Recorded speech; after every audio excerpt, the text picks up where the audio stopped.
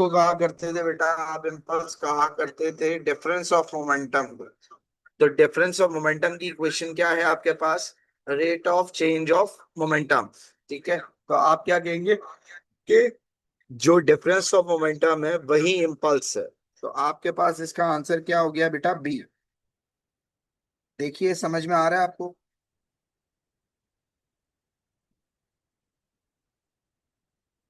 अगला सवाल आपके पास क्या कह रहा है? Ball of mass 2 kilogram travelling at a speed 8 metre per second strikes a ball of mass 4 kilogram travelling at a speed of 2 metre per second. एक ball है जिसका मास और स्पीड दोनों का गिवन है।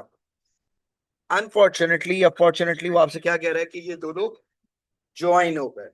ठीक है, जब ज्वाइन हो गए तो इनके मासेस क्या हुए होंगे? ऐड हुए होंगे। ठीक है, अब जब ऐड हुए हैं तो बेसिकली आपको अब क्या करना है? अब आपको चाहिए कि ये कैलकुलेशन किस तरह हो। तो आपको पता था कि आपका जो लॉ है वो क्या है? Sum of momentum before collision is equal to sum of momentum after collision. तो लॉ क्या था? बेसिक लॉ था m1 u1 plus m2 u2 is equal to m1 v1 plus m2 v2। But since हमारा टकराने के बाद का object join हो गया है, तो now they are sharing their masses, they have added their masses, the sum masses are added। तो क्या होगा आपके पास? 2 × 8 प्लस 4 × 2। ये क्या आ गया? Individual momentum before collision. This is equals to 2 + 4 × v। मुझे ये v चाहिए, निकाल के नहीं।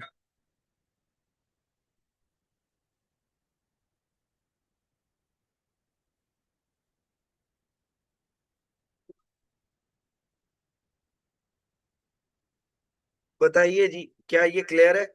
4।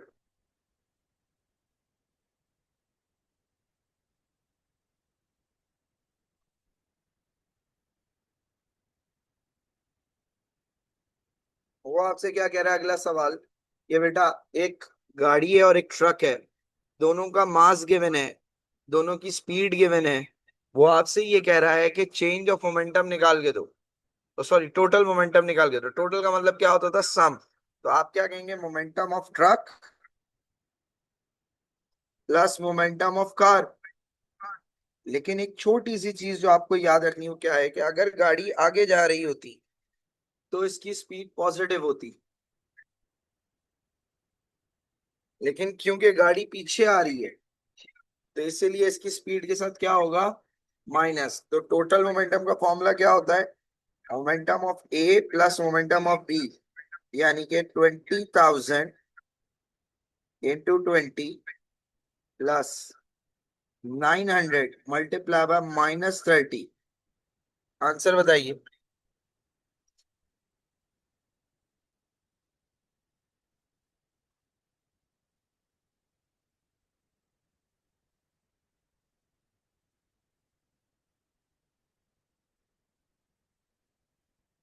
373 यानी कि ए। क्या ये बात समझ में आई? आयान दोबारा सुन लो, देखो। ये वाला ट्रक आगे जा रहा था तो इसकी स्पीड के साथ पॉजिटिव। ठीक है, ये अगर आगे जा रही होती तो पॉजिटिव, लेकिन क्योंकि ये पीछे आ रही है तो इसकी स्पीड के साथ क्या आएगा? माइनस। क्या ये बात समझ में आई आयान?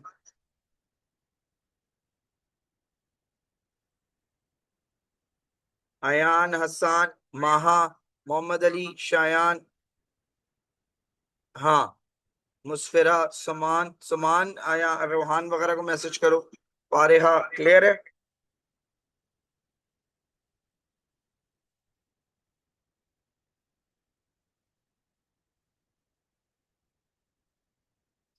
क्या कह रहे हैं? Which of the following is a statement of principle of conservation of momentum.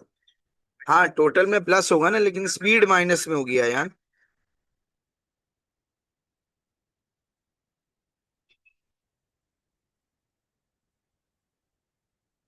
आगे बढ़े।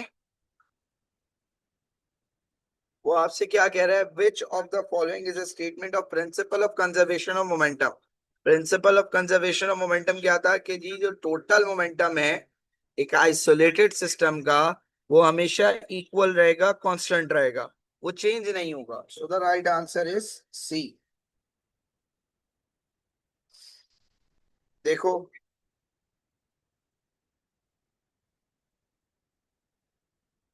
अब ये आ गया आपके पास एक्सप्लोजन का केस।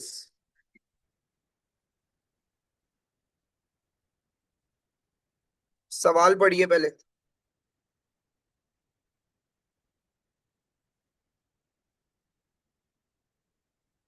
सवाल पढ़े।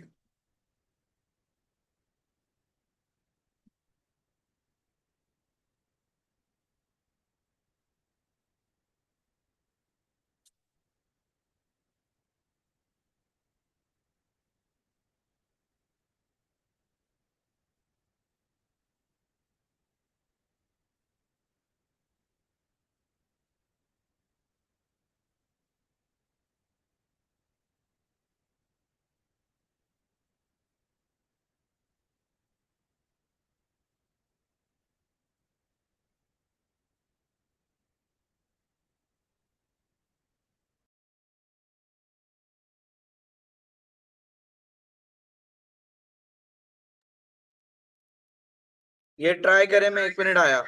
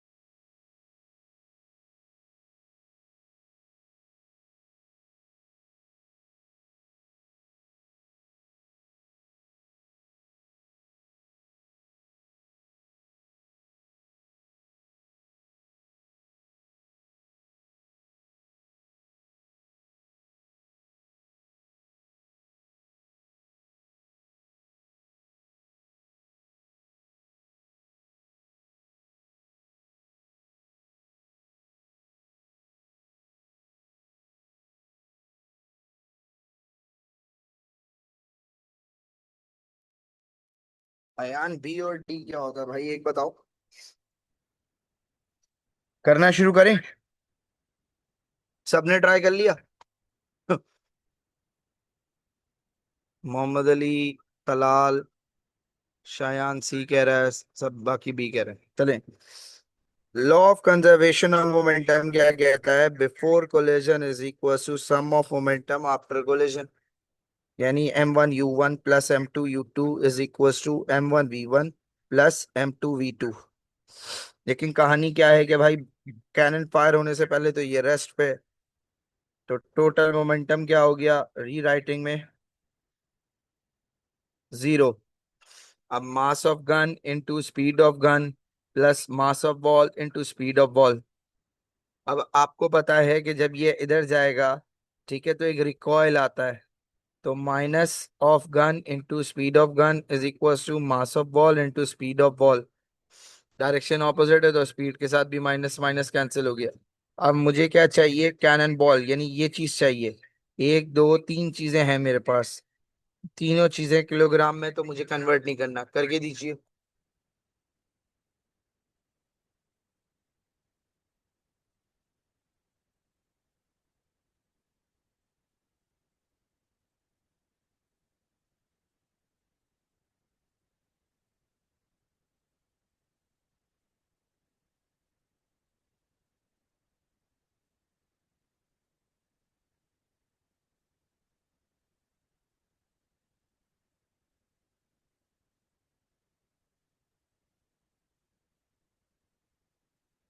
डन। अब वो आपसे क्या कह रहा है बेटा? अगले सवाल में मुझे आंसर बताएं। अयान, क्या आया इसका ऊपर वाले का?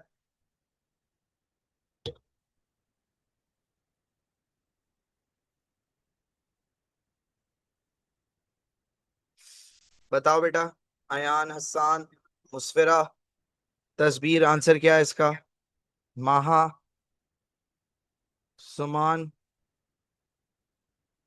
ऊपर वाले का आंसर पूछ रहा हूं मैं।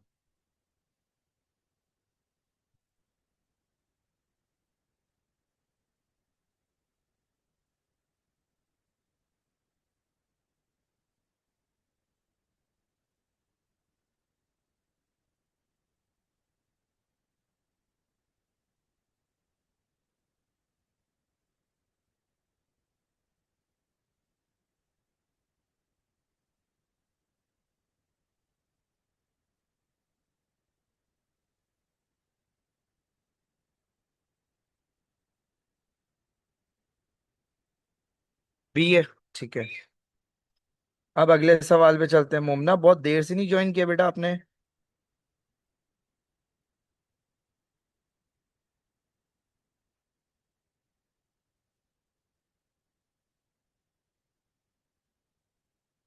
अब 9 वाला सवाल शुरू करें। अब वो आप यहाँ से क्या मांग रहा है मुस्फिरा? यहाँ से वो मांग रहा है चेंज इन मोमेंटम। इसका दूसरा नाम क्या था? इम्पल्स। तो इम्पल्स कैसे निकालते थे? Final momentum minus initial momentum. ठीक है। अब मास आपके पास ग्राम में है, जबकि सारे आंसर्स आपके पास किलोग्राम में। तो आपको कन्वर्ट करना पड़ेगा। आपको छोटी वैल्यू से बड़ी वैल्यू में जाते हैं तो डिवाइड करते हैं, बड़ी वाली से छोटी वैल्यू में आते हैं। बेटा आज दूसरी क्लास नहीं है 9 से 10 वाली, आज बस एक ही क्लास है। ठीक है, तो आप रिकॉर्डिंग देख लीजिएगा यार। ठीक है। और अगर बड़ी से छोटी में जाते हैं तो मल्टीप्लाई करते हैं। अब आपने क्या करा? 100 डिवाइडेड बाय 1000। तो मुझे कोई आंसर बताओ। 0.01 आ रहा है? क्या आ रहा है हसान? क्या आ रहा है 100 ग्राम को अगर किलोग्राम में कन्वर्ट करने को?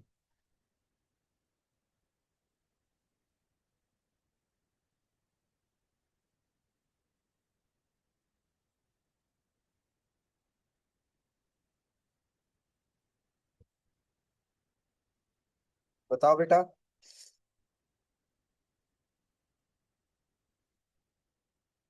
0.1। तो अब क्या होगा? Mass into final velocity. अब देखो मोमना, जिस डायरेक्शन में बॉल गई उसकी ऑपोजिट डायरेक्शन में आई, तो इसके साथ क्या लगाओगे? माइनस। तो 0.1 इंटू -30 माइनस 0.1 इंटू 20। आंसर बताएं।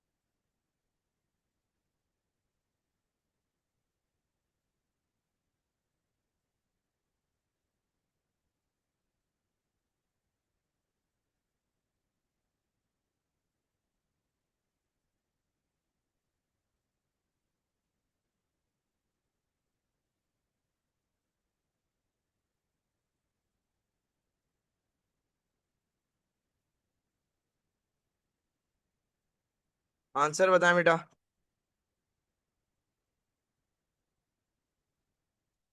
Sound not clear. सबका भी आ रहा है?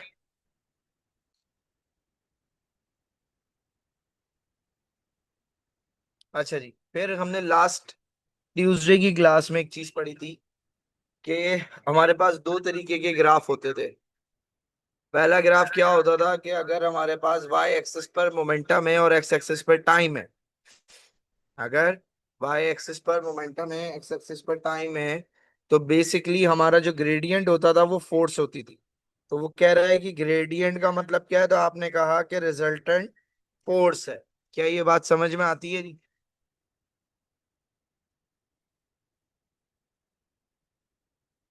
थम्स अप करके बताएं if it is clear.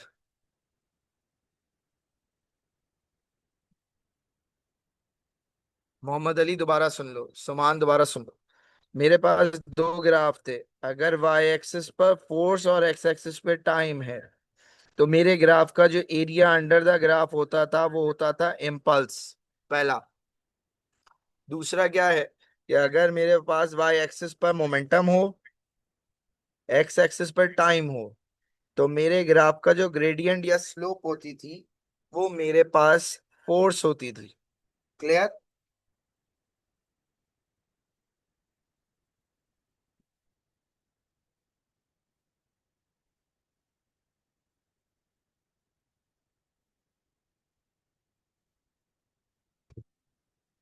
Done. Out of 10 अभी तक अपनी क्लास को रेट करिए कि समझ में आया या नहीं, मोहम्मद अली एंड सुमान।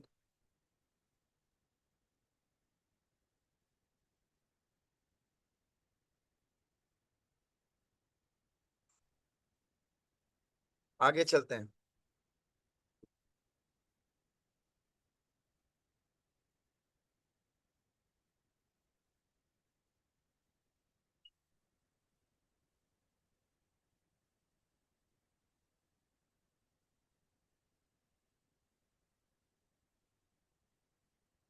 शुरू हो जाए जी, 11 और 12 सॉल्व करके ने।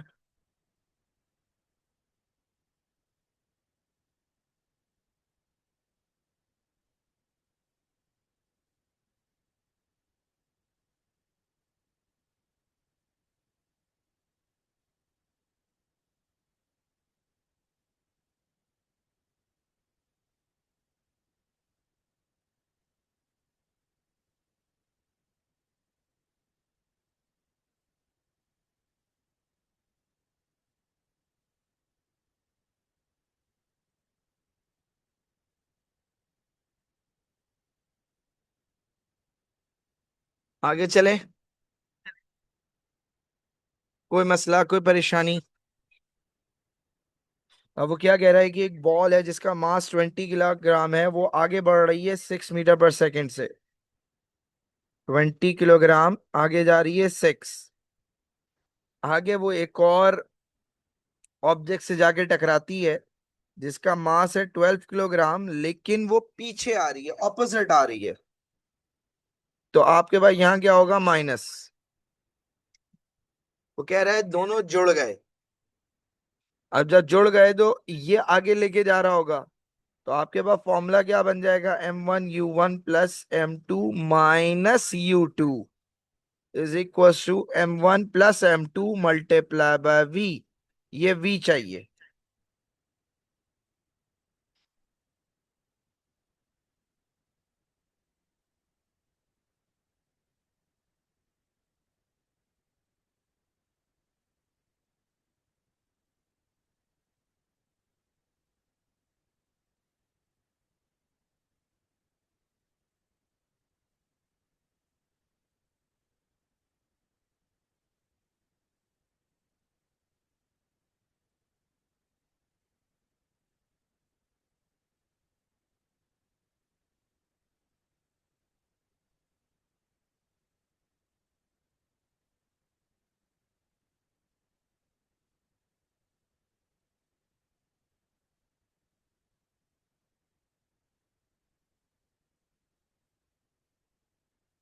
आगे बढ़े।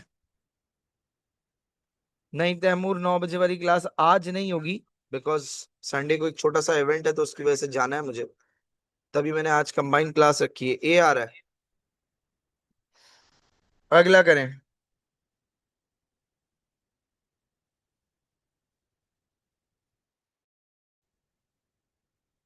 इसका सिर्फ चेंज ऑफ मोमेंटम निकाल के दे दें आप।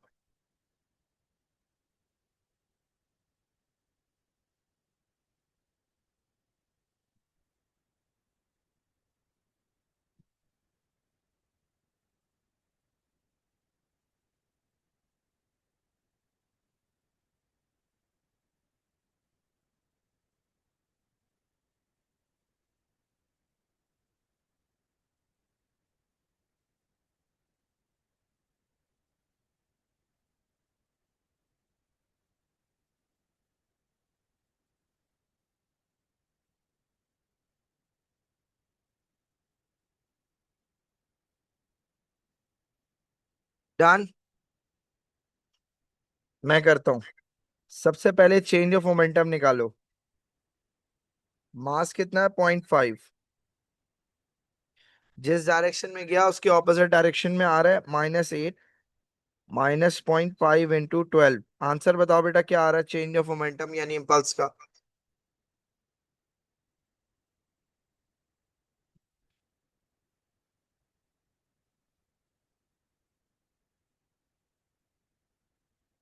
-10 न्यूटन सेकंड। अब उसने आपसे चेंज ऑफ मोमेंटम तो मांगा नहीं, उसने तो फोर्स मांगा है।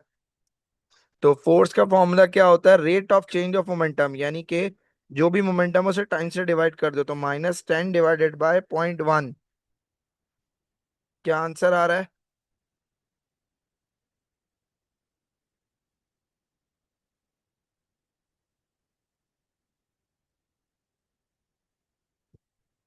यानी कि डी।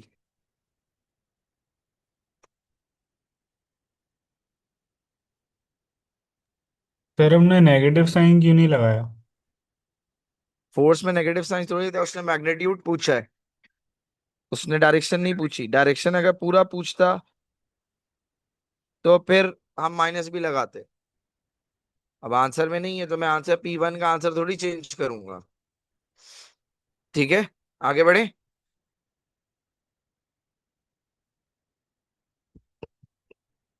अब आ जाएं जी आगे। हेडिंग डालें न्यूटन लॉस।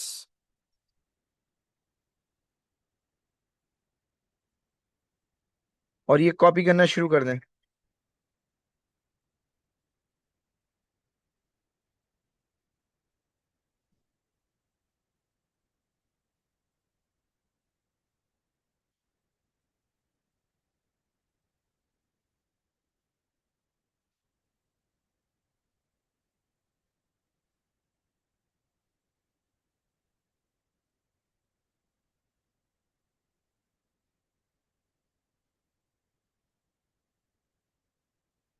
तैमूर ये खत्म होगा तो फिर इंशाल्लाह मैग्नेटिज्म की तरफ ध्यान है मेरा कि मैग्नेटिज्म कराऊंगा।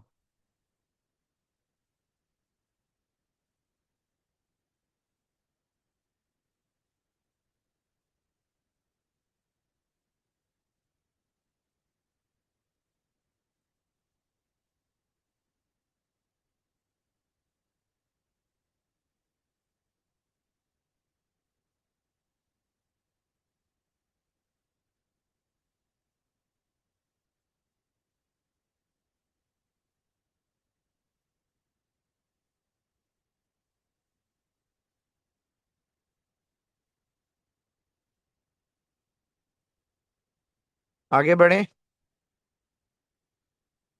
कॉपी कर लिया फर्स्ट और सेकंड, तो फिर मैं आगे की तरफ बढ़ूं, समझाना शुरू करूं। चले जी, समझाना शुरू करते हैं। देखो न्यूटन के 3 लॉज हैं। पहला लॉ क्या कहता है कि कोई भी ऑब्जेक्ट अपनी स्टेट पर रहेगा, वो अपनी स्टेट चेंज नहीं करेगा जब तक आप उस पर कोई एक्सटर्नल फोर्स नहीं लगाते। जब तक एक्सटर्नल फोर्स नहीं लगेगी, the object will not change its position at all. अब अगर आपके सामने गिलास रखा हुआ है, देखें आपके कमरे में कोई चीज रखी हुई है। अब अगर आपके कमरे में कोई गिलास रखा हुआ है, आप उसको जरा आवाज दें कि पानी को, गिलास को या किसी चीज को आवाज दें, ठीक है, वो नहीं आएगी। करके देखें। क्योंकि उसके ऊपर कोई एक्सटर्नल फोर्स नहीं लग रही। जब तक कोई एक्सटर्नल फोर्स नहीं लगेगी, the object will not change it's initial position. ठीक है, मेरी बात समझ में आई? ये है फर्स्ट लॉ।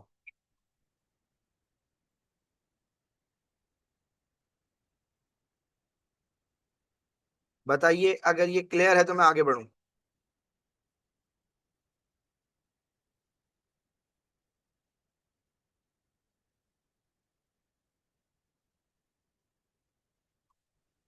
क्लियर। अब सेकंड लॉ क्या कहता है? सेकंड लॉ की एक गलत स्टेटमेंट जो हम आज से 2 साल पहले तक, जब तक मोमेंटम का चैप्टर नहीं आया था, तो हम पढ़ाते थे बच्चों को। हम कहते थे कि जी force is equal to the product of mass and acceleration, right. लेकिन अब हम क्या कहते हैं, हम कहते हैं कि नहीं भाई, ऐसा कुछ भी नहीं है। ठीक है, आपके पास basically force is equal to rate of change of momentum, जिसका भी अभी आप एक सवाल सॉल्व करके आए हैं। इम्पल्स निकाला, टाइम से डिवाइड किया, आंसर आ गया। क्लियर?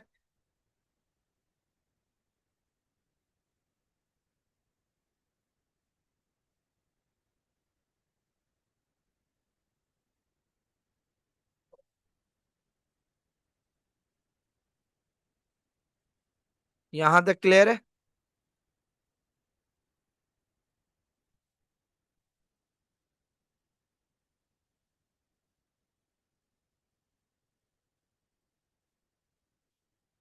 आप इधर देखें, मुझे ये बताइएगा, स्क्रीन शेयर हो गई है?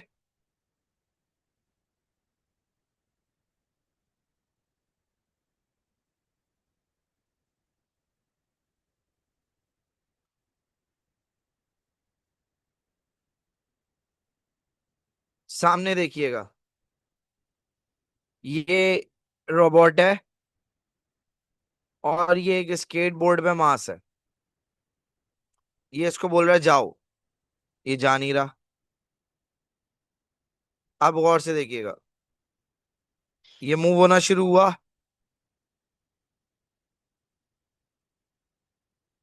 ये रुक गया। क्यों?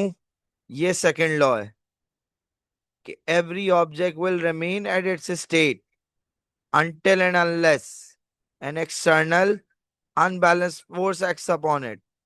अब इसको देखें, स्पीड बढ़ती जा रही है।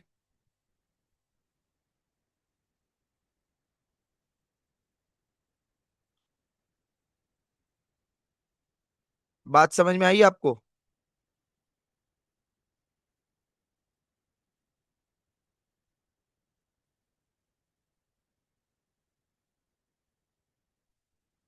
ये चीज क्लियर है या नहीं? माइक खोल के बताइए या थम्स अप करें। ये देखें, अब मैं इसको ऑपोजिट फोर्स लगा के रोकने की कोशिश कर रहा हूं, और ये स्पीड कम होते होते होते होते होते ये रुक गई।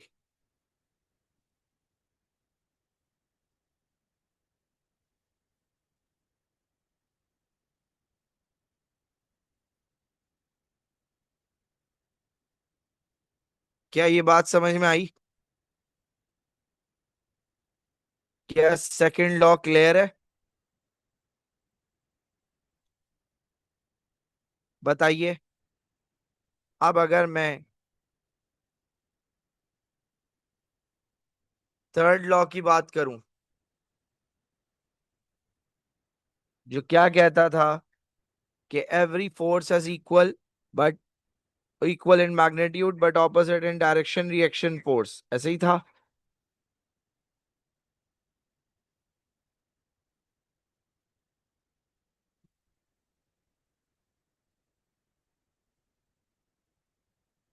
डन। इधर देखिए, एक मिनट दीजिएगा।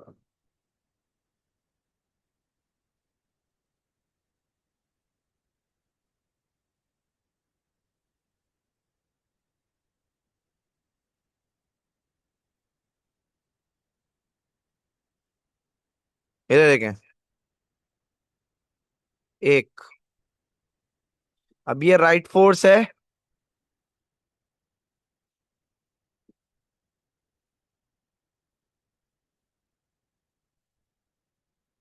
ये मूव नहीं करेगा।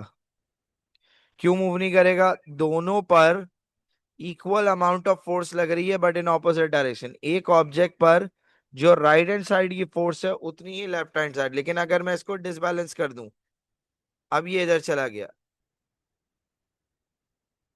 अब दोबारा वापस आ जाएगा ये।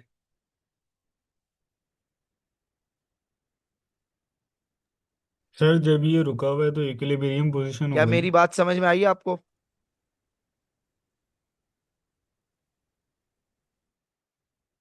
बताइए यस या नो। फारिहा, मोमना, तैमूर, तलाल, शायान, मोहम्मद अली, क्लियर है ये? सर आज यहीं तक रखते हैं, नेक्स्ट क्लास में आगे कंटिन्यू करेंगे, ठीक है? अस्सलाम वालेकुम।